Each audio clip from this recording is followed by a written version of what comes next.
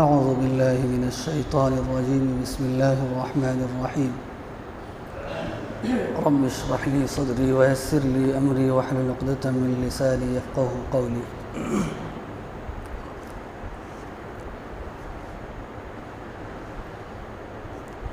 ذوالقرنین کے واقعے کے دوران یہ بات آئی تھی کہ اس کی تیسری مہم شمال کی جانب ہوئی تھی، جہاں پر ایک قوم کو اس نے پایا تھا جو اس کی زبان سے ناواقف تھی اور جس نے یاجوج اور ماجوج کے ظلم و ستم کی شکایت کی تھی، اور اس قوم کی درخواست پر ذوالقرنین نے ایک دیوار تعمیر کی تھی، جس دیوار کے ذریعے سے یاجوج اور ماجوج کے ظلم و ستم سے ان کو نجات عطا کی گئی تھی۔ ایک سوال یہ پیدا ہوتا ہے کہ یہ یاجوج اور ماجوج کی جو قومیں ہیں یہ کون ہیں، کہاں رہتی ہیں، اور ان کے بارے میں قرآن و حدیث کے اندر کیا رہنمائیاں ملتی ہیں۔ یاجوج اور ماجوج کے تعلق سے مفسرین نے جو بھی اقوال نقل کیے ہیں وہ یا تو پچھلی آسمانی کتابوں سے نقل کیے ہیں یا تاریخ کی کتابوں سے نقل کیے ہیں، اور ان میں سے اکثر باتیں ایسی ہیں جو من گھڑت اور قصے کہانیاں ہیں۔ اصل میں یاجوج اور ماجوج کے تعلق سے جو اقوال نقل کیے گئے ہیں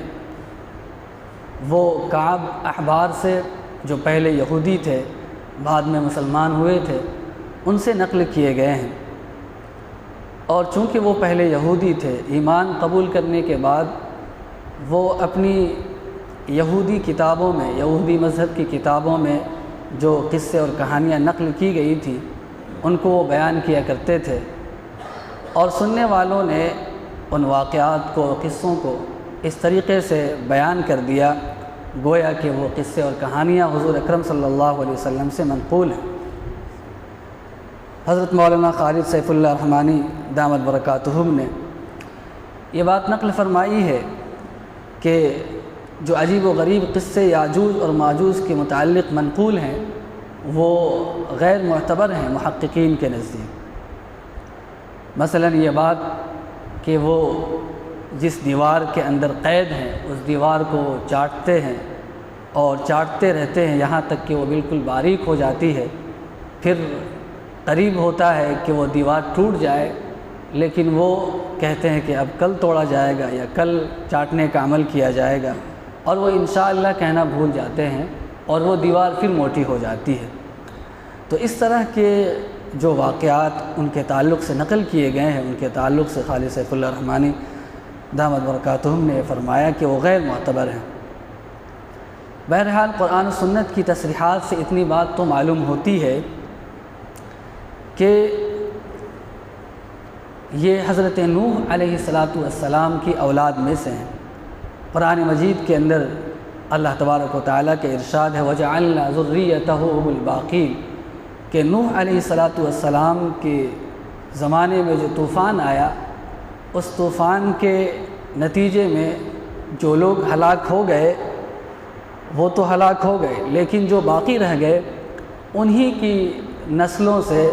پوری دنیا کی آبادی اور پوری دنیا میں جو انسان بستے ہیں یا آئندہ آئیں گے وہ سب کے سب حضرت نوح علیہ السلام کی اولاد میں سے ہیں۔ تاریخی روایات اس پر شاہد ہیں کہ وسط ایشیا کے جو لوگ ہیں وہ سام بن نوح کی اولاد میں سے ہیں، اور جو مشرقی ایشیا کے لوگ ہیں وہ حضرت نوح علیہ السلام کے بیٹے یافس کی اولاد میں سے ہیں۔ یہ یاجوج اور ماجوج جن کو انگریزی میں میگوگ کہا جاتا ہے، یہ انتہائی سرکش اور ظالم و جابر قومیں تھیں، اور یہ آس پاس کے علاقے میں لوٹ مار مچایا کرتی تھی اور ظلم و ستم ڈھایا کرتی تھی۔ ان کے تعلق سے سب سے صحیح اور صریح حدیث جو صحیح مسلم کے اندر نقل کی گئی ہے اور بعض دیگر کتابوں کے اندر بھی نقل کی گئی ہے، اور ان کے تعلق سے محدثین کی رائے یہ ہے کہ وہ صحیح حدیث ہے۔ سب سے زیادہ تفصیلی باتیں جو ملتی ہیں ان کے تعلق سے وہ حضرت نواس بن سمعان رضی اللہ تعالیٰ عنہ کی حدیث ہے۔ انہوں نے بیان فرمایا کہ ایک موقع پر صبح صبح حضور اکرم صلی اللہ علیہ وسلم نے دجال کا تذکرہ فرمایا، اور دجال کے تذکرے کے دوران بعض باتیں ایسی بیان فرمائیں جس سے معلوم ہوا کہ دجال کا معاملہ بالکل معمولی ہے اور آسان ہے اور حقیر ہے۔ مثلا یہ کہ وہ کانا ہوگا، اس کی پیشانی پر کافر لکھا ہوگا، اور اس کی ایک آنکھ انگور کے مانند باہر نکلی ہوگی اور بڑی سی ہوگی، اس کے بال گھنگریالے ہوں گے، اور بعض باتیں ایسی بیان فرمائیں آپ صلی اللہ علیہ وسلم نے جس سے معلوم ہوا کہ اس کا فتنہ بڑا عظیم ہوگا اور اس کی آزمائش میں بہت سارے لوگ مبتلا ہو جائیں گے۔ مثلا یہ کہ وہ زمین کو حکم دے گا، وہ گلے نکالے گی، آسمان کو حکم دے گا، اس سے بارش برسنے لگیں گے، اور بعض چیزیں اور بعض طاقتیں ان کو ایسی عطا فرمائی جائیں گی کہ معلوم ہوگا کہ اس سے عجیب و غریب قسم کے معجزات یا کرامتیں ظاہر ہو رہی ہیں۔ تو راوی یہ بیان فرماتے ہیں کہ آپ صلی اللہ علیہ وسلم نے جب دجال کا تذکرہ فرمایا تو ہمیں ایسا محسوس ہوا کہ دجال ہمارے قریب ہی میں کھجور کی درختوں کے جھنڈ میں چھپا ہوا ہے۔ جب شام کو ہم واپس حضور صلی اللہ علیہ وسلم کی مجلس میں حاضر ہوئے تو آپ صلی اللہ علیہ وسلم نے ہماری قلبی کیفیات کو بھانپ لیا، اور وہ سمجھ گئے کہ ہم ڈرے ہوئے ہیں دجال کے تعلق سے۔ تو آپ صلی اللہ علیہ وسلم نے پوچھا کہ تم نے کیا سمجھا، تمہاری کیا کیفیت ہے؟ تو انہوں نے بیان فرمایا کہ حضور آپ نے جو دجال کا تذکرہ فرمایا اس سے ہم خوف میں مبتلا ہو گئے ہیں، اور ہمیں ایسا محسوس ہونے لگا ہے کہ دجال ہمارے قریب ہی ہے اور کبھی بھی نکل سکتا ہے۔ تو آپ صلی اللہ علیہ وسلم نے بیان فرمایا کہ دیکھو، مجھے جس فتنے سے زیادہ ڈر اور خوف ہے وہ دجال کا فتنہ نہیں ہے، بلکہ اس کے علاوہ دیگر فتنے ہیں۔ دجال کا معاملہ تو یہ ہے کہ اگر وہ میرے زمانے میں نکل آیا تو میں خود اس کا مقابلہ کروں گا، اور اگر میرے زمانے کے بعد یعنی میری اس دنیا سے رخصت ہونے کے بعد اگر نکلتا ہے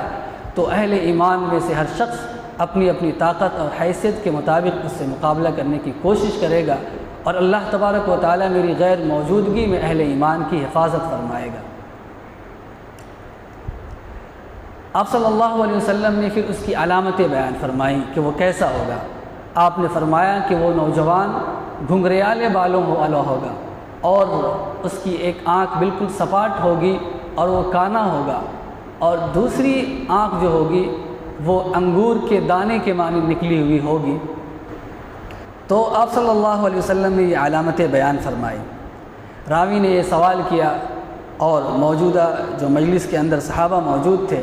انہوں نے سوال کیا کہ اے اللہ کے رسول، وہ دنیا میں کتنے دن تک زندگی گزارے گا؟ آپ صلی اللہ علیہ وسلم نے بیان فرمایا کہ وہ 40 دن تک اس دنیا کے اندر رہے گا، اور پہلا جو دن ہوگا وہ 1 سال کے برابر ہوگا، اور دوسرا دن 1 مہینے کے برابر ہوگا، اور تیسرا دن 1 ہفتے کے برابر ہوگا، اور بقیہ جو ایام ہوں گے وہ عام دنوں کی طرح ہوں گے۔ سوال کرنے والے نے سوال کیا کہ اے اللہ کے رسول صلی اللہ علیہ وسلم، کیا اس دن ہم جو دن 1 سال کے برابر ہوگا صرف 5 نمازیں پڑھیں گے یا پورے سال کی نمازیں پڑھیں گے؟ تو آپ صلی اللہ علیہ وسلم نے فرمایا کہ نہیں، وقت کا اندازہ کر کے پورے سال کی نمازیں تمہیں پڑھنی ہوں گی۔ پھر راوی نے یہ سوال کیا کہ اس کی رفتار کیسی ہوگی، وہ کتنی تیزی کے ساتھ چلے گا؟ آپ صلی اللہ علیہ وسلم نے بیان فرمایا کہ اس کی رفتار بادلوں کی مانند ہوگی، جس بادل کے پیچھے ہوا ہوتی ہے اور وہ اس ہوا کے ذریعے سے بادل تیز رفتاری کے ساتھ چلتا ہے۔ وہ کسی قوم کے پاس سے گزرے گا اور اسے اپنی باطل عقائد کی دعوت دے گا، اپنے اوپر ایمان لانے کے لیے کہے گا، تو وہ ایمان لے آئیں گے، اور پھر وہ آسمانوں کو حکم دے گا، آسمان سے بارش نازل ہوگی، زمین کو حکم دے گا اور زمین اپنی ہریالی کو نکال دے گی اور بالکل سرسبز و شاداب ہو جائے گی۔ پھر اس کا گزر ایک دوسری قوم کے پاس سے ہوگا، انہیں بھی اپنی باطل عقائد کی اور کفر و ضلالت کی دعوت دے گا، لیکن وہ انکار کر دیں گے تو وہ وہاں سے مایوس ہو کر دوسری طرف چلا جائے گا۔ پھر وہ زمین کو حکم دے گا، ان لوگوں کے انکار کرنے کی وجہ سے جو لوگ اس کی دعوت کو قبول نہیں کریں گے وہ فقر و فاقے میں اور غربت میں مبتلا ہو جائیں گے۔ پھر وہ زمین کو حکم دے گا اور زمین سے خزانے نکل پڑیں گے، اور زمین کے خزانے نکل کر اس کے پیچھے پیچھے چلنے لگیں گے، جس طریقے سے مثال دی گئی حدیث کے اندر کہ شہد کی مکھی اپنے سردار کے پیچھے پیچھے چلنے لگتی ہے، اسی کے مانند زمین کے خزانے نکلیں گے اور اس کے پیچھے چلنے لگیں گے۔ آپ صلی اللہ علیہ وسلم نے مزید یہ بیان فرمایا کہ وہ ایک نوجوان کو بلائے گا اور اپنی طاقت کے مظاہرے کے لیے اس کو قتل کر دے گا، بالکل بیچوں بیچ سے اس کو چیر دے گا۔ اس کا ایک حصہ اتنی دور چلا جائے گا کہ جتنی دور ایک تیر چلانے والا شخص تیر چلاتا ہے اور دوسری جگہ پر نشانے کی چیز رکھی ہوئی ہوتی ہے، یعنی بالکل فاصلے پر وہ دونوں اس کے جسم کے دو دھڑ الگ الگ ہو جائیں گے۔ پھر وہ شخص اس کو بلائے گا، وہ شخص مسکراتا ہوا اس پر طنز کرتا ہوا اس کے قریب آ جائے گا۔ اسی موقع پر اللہ تبارک و تعالی حضرت عیسیٰ علیہ السلام کو آسمانوں سے اس دنیا پر اتاریں گے۔ حدیث کے اندر یہ بات بیان فرمائی گئی کہ حضرت عیسیٰ علیہ السلام دو کپڑے زرد رنگ کی ہلکے زرد رنگ کے پہنے ہوئے ہوں گے اور فرشتوں کے پروں پر اپنے دونوں ہاتھوں کو رکھے ہوئے ہوں گے، اور دمشق کی جامع مسجد کے منارے پر ان کو اتارا جائے گا، اور ایسا اس وقت محسوس ہوگا گویا کہ آپ غسل خانے سے نکل کر چلے آ رہے ہوں اور آپ کی زلفوں سے پانی کے قطرے ٹپک رہے ہوں گے، اور آپ کی سانس جہاں تک پہنچے گی وہاں تک کہ کافر اور مشرک انسان ہلاک و برباد ہوتے جائیں گے، اور آپ کی سانس وہاں تک پہنچے گی جہاں تک آپ کی نگاہ پہنچے گی۔ اس کے بعد آپ دجال کو تلاش کریں گے اور وہ مقام لد میں آپ کو مل جائے گا، وہاں پر آپ اس کو ایک خنجر سے قتل کر دیں گے۔ مقام لد بیت المقدس کے قریب ایک علاقہ ہے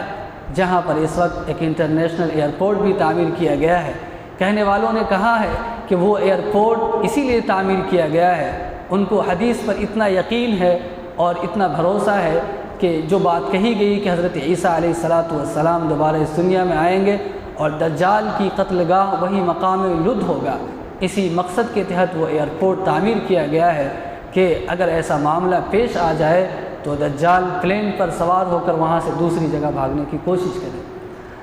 یہ بات بیان کی ہے لوگوں نے۔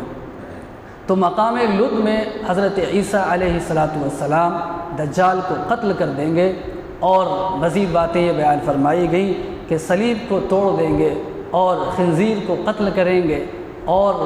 اس وقت حق بات ظاہر ہو جائے گی، عیسائیوں کو بھی یہ بات پتہ چل جائے گی کہ صحیح مذہب اور صحیح دین کیا تھا۔ اور اس مقام پر حضرت عیسیٰ علیہ السلام دجال کو قتل کرنے کے بعد اہل ایمان سے ملاقات کریں گے اور ان کے چہروں پر شفقت اور محبت کی وجہ سے ہاتھ پھیریں گے۔ اس کے بعد اللہ تبارک و تعالی حضرت عیسیٰ علیہ السلام کو یاجوج اور ماجوج کے ظلم و ستم سے بچنے کے لیے ایک تدبیر اور ایک طریقہ بتلائیں گے۔ اللہ تبارک و تعالی یہ بیان فرمائے گا کہ میں اپنے بندوں میں سے کچھ ایسے بندوں کو نکالنے والا ہوں جس سے مقابلے کی کسی کے اندر طاقت نہیں ہے، لہٰذا اے عیسیٰ علیہ السلام آپ اپنے اہل ایمان ساتھیوں کو لے کر پہاڑ پر کوہ طور پر چڑھ جائیں۔ جب آپ وہاں چڑھ جائیں گے تو اس کے فتنے اور ان کی سرکشی سے محفوظ ہو جائیں گے۔ تو یہ باتیں احادیث کے اندر دجال کے تعلق سے اور یاجوج و ماجوج کے تعلق سے بیان کی گئی ہیں۔